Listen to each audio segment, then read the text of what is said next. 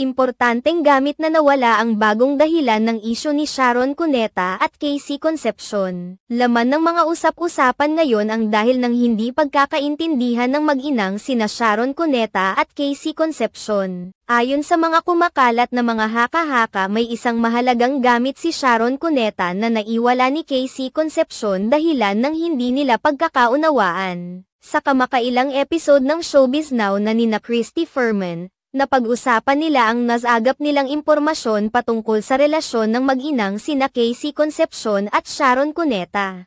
Ayon umano sa source ni Christy Fermin, mayroon isang napakahalagang gamit si Sharon Cuneta na ipinagkatiwala kay Casey Concepcion subalit bigla na lamang itong naglaho. Hinanap umano ito ni Sharon Cuneta subalit wala nang maibigay si Casey Concepcion dahil naisanla umano ito ng aktres. Hindi naman umano alam ni Christy Fermin kung sinadya nga ba itong isanla ni Casey o kaya naman ay nagipit lamang ito. Ipinunto pa ni Christy Fermin na kaya galit na gali umano si Sharon Cuneta sa pagkawala ng kanyang gamit dahil talagang napakamaalaga ni Sharon sa kanyang mga kagamitaan na nilibro ay iniingatan talaga nito.